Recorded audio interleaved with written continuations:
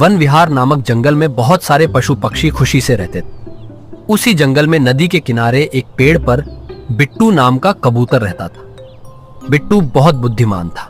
वह हमेशा दूसरों की मदद करता था। पेड़ पर बैठना, फल खाना और खेलना उसकी आदत थी। एक दिन बिट्टू पेड़ पर आराम से बैठा था। उसी पेड़ के नीचे नदी के किनारे चिंकी नाम की चींटी खेलते खेलते पानी में गिर गई।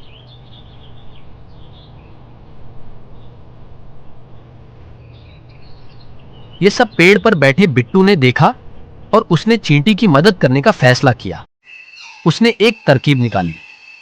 उसने जल्दी से पेड़ से एक पत्ता तोड़ दिया और उस पत्ते को अपनी चोंच में लेकर चिंकी के पास गया और पत्ता गिरा दिया। चिंकी पत्ते पर चढ़ गई।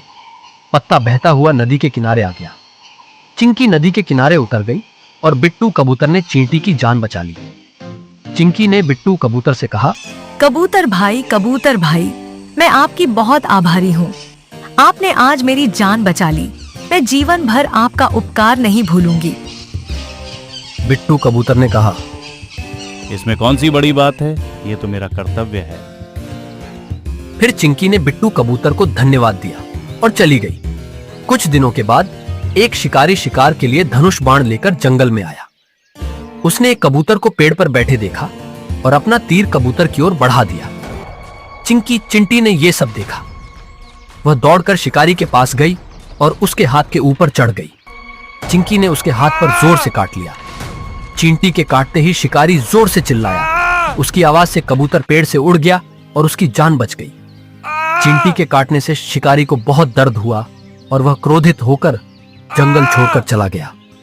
कुछ देर बाद बिट्टू कबूतर चिंकी के पास आया और उसे बोला, चिंकी, तुमने आज मेरी जान बचा ली, नहीं तो वह शिकारी आज मेरी शिकार कर लेता।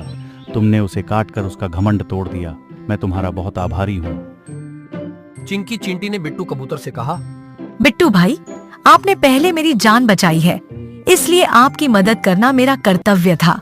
अगर जंगल के सभी जानवर एक दूसरे की मदद करेंगे तो कोई भी हमें छू नहीं सकता। हमारा जंगल सुरक्षित रहेगा। बिट्टू ने चिंकी से कहा, तुम सही कह रही हो चिंकी।